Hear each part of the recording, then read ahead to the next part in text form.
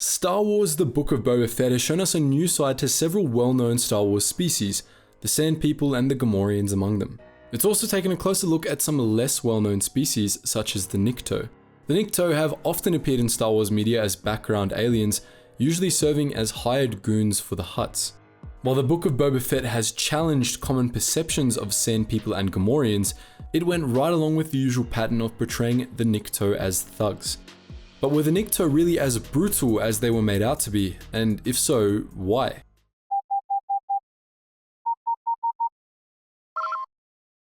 Attention, Sergeant on deck!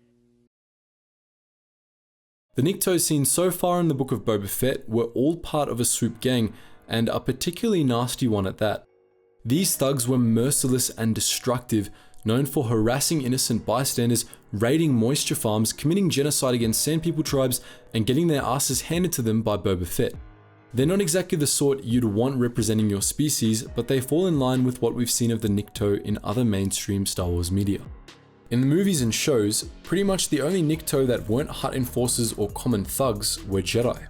There were a fair number of Nikto Jedi, among them was the legendary Imagandi, who proved that, at the very least, the Nikto weren't all bad as a species. Then again, Jedi don't really count.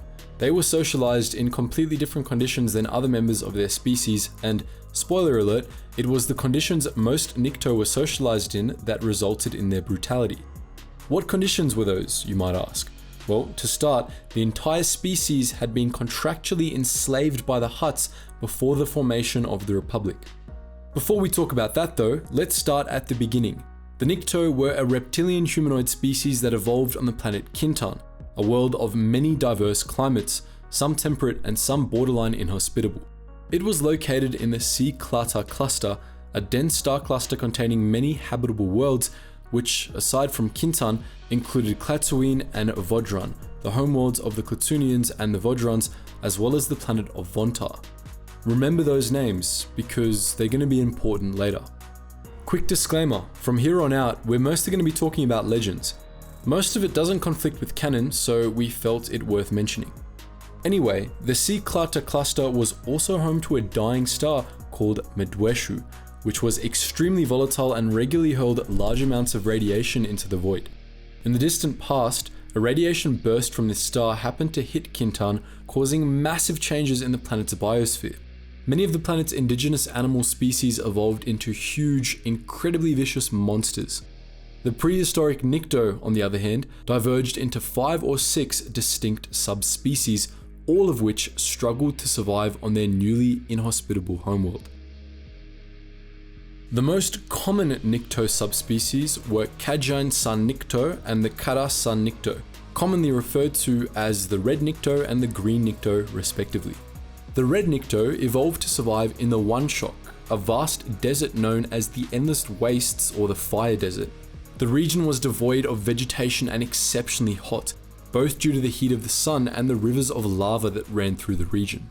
Despite the harshness of this environment, the Red Nikto were actually the most common Nikto subspecies, and their members included Imagandi and the Nikto thugs we saw in the Book of Boba Fett.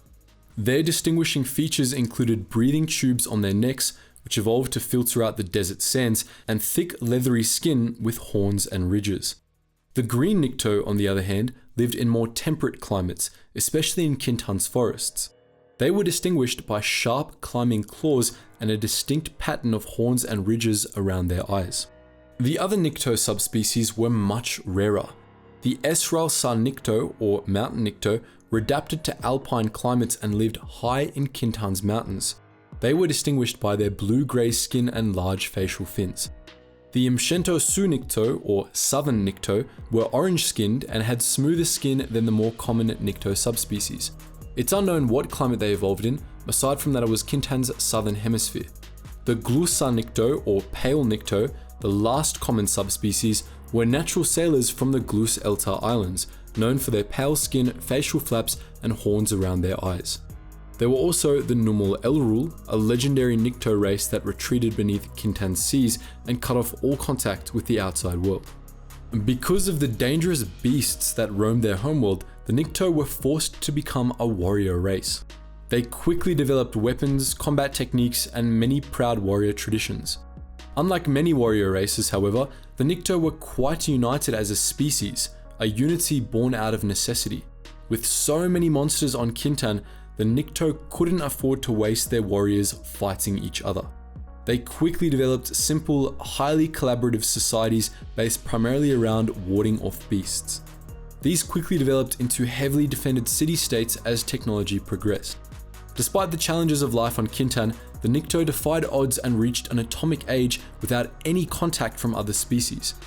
As they developed, they began campaigns to wipe out some of Kintan's most dangerous beasts, destroying nearly every forest and swamp on the planet. In the name of self-preservation, they rendered much of Kintan a barren wasteland. This did eradicate most of the Nikto's predators, however. The extinction of the Nikto's predators didn't mean the end of their warrior ways though. They had been forced to fight to survive for so long that fighting was embedded in their culture. This led to several world wars on Kintan, 4 at the minimum, which were devastating but not apocalyptic.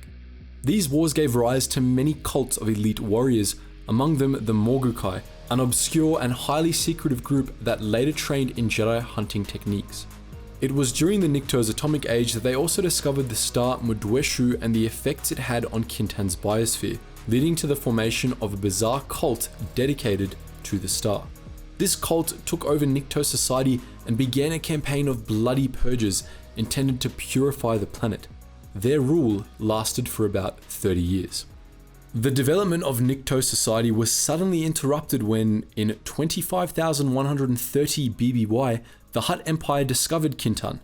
In those days, the Hutts were a warrior race, and they quickly recognized the strength and skill of the Nikto warriors.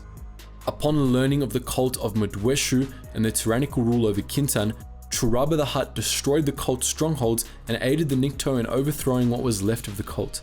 This led the Nikto to see the Hutts as saviors, something the Hutts were quick to take advantage of. 25,100 years before the Battle of Yavin, the Nikto, along with the Klatooinians and Vodrans, were coerced by Cossack the Hutt into signing the Treaty of Vontor.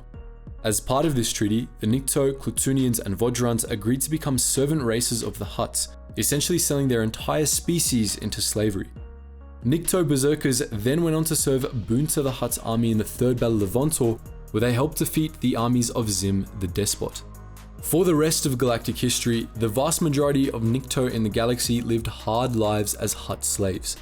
They were one of the Hutt's go-to species whenever they needed muscle, and over the millennia, the Nikto served as warriors in Hutt armies, guards in Hutt palaces, and thugs for Hutt cartels. Their warrior traditions survived their enslavement since they made the Nikto useful to the Hutts, but Hutt influence nonetheless polluted Nikto culture. Many Nikto became just as cruel as their Hutt masters. By the time of the Clone Wars and the Galactic Civil War, there were many Nikto in the galaxy that didn't live in Hutt servitude, most of them beings who had escaped Hutt service or the descendants of others who did. Many of these free Nikto acted no differently than those who served Hutts as enforcers. Many formed or joined swoop gangs or other criminal organizations. This wasn't because the Nikto were inclined toward brutality or because of some cultural failing. Rather, it was because that was all many of them knew. The way they acted was the only way they were allowed to act under the Hutts. They had been socialized to be cruel and aggressive. Considering Tatooine's history, it's likely the Nikto thugs we saw in the Book of Boba Fett were former Hutt slaves. If that was the case, then they likely learned their cruelty from the cruelest species of all. It's said that abuse happens in cycles, that those who are abused will go on to abuse others. For many Nikto, and likely the Nikto who wiped out Boba's tribe of Sand People, that seems to have been the case.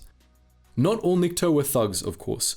Most of those living outside of Hutt space and its peripheries were no worse than humans. But what do you think? Would you like to hear about another Hutt client species, like the Weequay or Toydarians? Free to post your thoughts in the comments section below. And as always guys, thank you so much for watching, and I hope to see you in the next video.